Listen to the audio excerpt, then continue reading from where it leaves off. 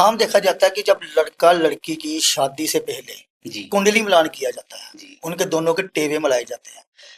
ये कितना जरूरी है टेवा मिलाना और क्यों मिलाया जाता है?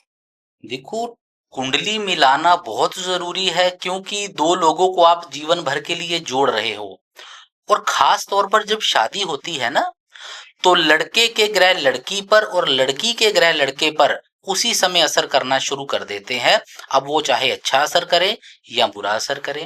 कुंडली मिलाने से सबसे पहली चीज तो यही पता चलती है कि ये लोगों की आपस में दोनों की निभेगी या नहीं निभेगी, इनका स्वभाव, इनका तालमेल आपस में सही बैठेगा कि नहीं बैठेगा। इसलिए कुंडली को मिलाना बहुत जरूरी है। पर यहाँ पर समझना ये जरूरी है कि कुंडली मिलाने के अंदर कई लोग क्या करते हैं, सिर्फ गुणों को मिला लेते हैं कि गुण मिला लिए, बहुत अच्छी बात है जी, शादी कर दो। हमारे पास सैकड़ों ऐसे केसेस आए जिसके अंदर गुण 30 मिल रहे हैं, 36 में से 28 मिल रहे हैं, 32 मिल रहे हैं, लेकिन वहां पर तलाक चल रहा है, केस लगा हुआ है। ऐसे लोग भी आते हैं जिनके ज्यादा गुण मिलते नहीं है। कई लोगों ने तो बाय लक कह सकते हैं कि बिना कुंडली मिलाए शादी कर ली और सच में उनके गुण मिल भी नहीं रहे, लेकिन उनकी अच्छी निभ रही है। तो यहाँ पर ये समझिए कि सिर्फ और सिर्फ गुणों को देखना ही जरूरी नहीं है। अगर जीवन के अंदर आपकी कुंडली के मुताबिक ग्रहों ने बुरा असर दे दिया शादी के संबंधित चीजों में, तो बुरा असर आएगा। अब कुंडली का चौथा घर पारिवारिक सुख का है। अगर गुण बेशक 36 में से 36 मिल गए, लड़के या लड़की की कुंडलियों में चौथा घर खराब हो गया, पारिवारिक सुख का घर है, पारिवारिक सुख गया, क्लेश होंगे, खराबियां होंगी। सातवां घर सबसे इंपॉर्टेंट, पति के लिए पत्नी का है, पत्नी के लिए पति का है, वो खराब हो गया तो गृहस्थी गई। या क्या होगा, आपस में बनेगे नहीं, तलाक की नौबत आएगी, या दोनों में से कोई ना कोई या दोनों बीमार होने लग जाएंगे। इसलिए गुणों के साथ साथ अगर हम कुंडली के चौथे, सातवें, 12वें घर को देखेंगे तो फायदा मिलेगा। 12वां घर क्या होता है, ये हमारे सोने का कमरा है जहां हम रात को सोते हैं। वैसे तो ये बहुत चीजों से जुड़ा है, लेकिन आपने शादीशुदा जीवन की बात की कि 12वां घर हमारे रूम से जुड़ा है जहां पर मियाँ बीवी के निजी सुख देखे जाते हैं। अगर 12वां घर खराब होगा तो मियाँ बीवी के आपसी जो निजी रिलेशन है वो डिस्टर्ब होने शुरू हो जाएंगे, वहां से खराबियां आनी शुरू हो जाएंगी, वो तलाक का, वो परेशानियों का कारण योग बन सकते हैं।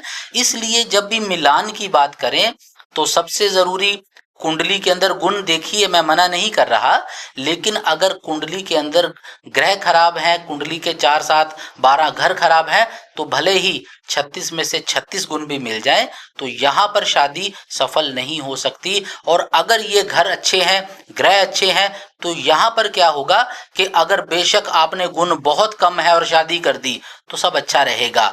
एक नई चीज मैंने यहाँ पर, बहुत समय से इसको मैं खोज रहा था, तो मैंने इसको बड़े अच्छे तरीके से घटित होते देखा। आज मैं वो भी आपके माध्यम से यहाँ बताता हूँ कि कुंडली मिलान के समय घरों की बात हमने बता दी। मांगलिक योग कई लोग देखते हैं, चलो वो भी जरूरी है, देख लिया। लेकिन ये सब चीजें भी मान लीजिए पास हो गई, पर एक नई चीज जो मैं आज यहाँ पर बताऊंगा उसको जरूर ध्यान में रखें। अगर लड़का लड़की की कुंडली के अंदर दोनों का कोई भी सेम ग्रह नीच है, यानी दोनों का सूरज नीच है या दोनों का चंद्र नीच है, तो भी थोड़ा सोचिए, परहेज रखिए, बड़ी दिक्कत हो सकती है। जैसे कि अगर लड़का लड़की दोनों का ही सूरज नीच है, तो सूरज नीच होता है 7वें घर के अंदर। 7वां घर हमने अभी बताया कि गृहस्थी का खाना है, तो 7वें घर का सूर्य कुंडली के अंदर दोनों की कुंडली में, यानी तलाक योग, यहाँ पर ये गृहस्थी खराब करेगा, पत्नी या पति की सेहत खराब करेगा, तलाक के योग बनाएगा। इसलिए अगर दोनों का सूर्य नीच हो तो परहेज रखा जाए। मान लेते हैं अगर लड़का लड़की की कुंडली के अंदर दोनों का ही चंद्रमा नीच है और उनकी शादी हो जाती है, तो चंद्रमा पारिवारिक सुख का कारक है, चंद्रमा पैसे का कारक है, चंद्रमा मन की शांति का कारक है। अगर दोनों का ही चंद्र नीच और शादी कर दी तो आगे चलकर जो उन्होंने परिवार बनाना है उसके अंदर सुख की कमी बन सकती है, क्लेश की स्थितियां बन सकती हैं, घर के अंदर रुपए पैसे की तंगी बन सकती है, क्योंकि चंद्रमा इन सभी चीजों से जुड़ा हुआ है। ਤੁਸੀਂ ਦੇਖ ਰਹੇ ਹੋ ਸਟਾਰ ਨਿਊਜ਼ ਪੰਜਾਬੀ।